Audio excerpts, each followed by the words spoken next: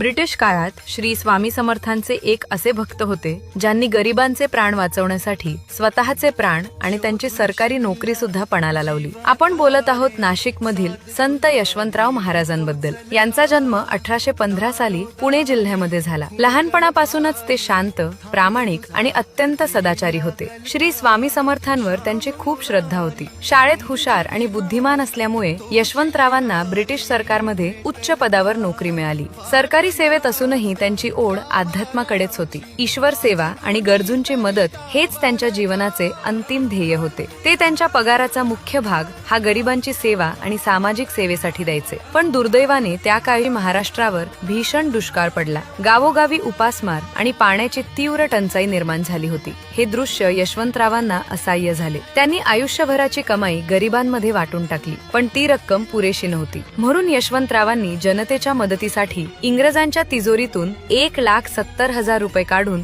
सर्वांमध्ये वाटून टाकले। त्यानंतर त्यांनी स्वतःहून ब्रिटिशांना कळवले आणि जे काही दंड, शिक्षा असेल ते त्यांना मान्य आहे। तेव्हा ब्रिटिशांनी महाराजांना बंदिस्त केले आणि तिजोरीची तपासणी केली। पण तेव्हा ब्रिटिशांनी पाहिले की ते 1,27,000 रुपये तिजोरीमध्ये जसेच्या तसेच आहेत। हा प्रसंग जणू स्वामींचा चमत्कारच होता। यानंतर लोक महाराजांना देव मामलेदार म्हणून ओळखू लागले। आजही नाशिक येथे गोदावरी नदीच्या पवित्र तीरावर यशवंतराव महाराजांची समाधी आहे, जिथे हजारो भक्त कृतज्ञतेने त्यांना नमन करतात।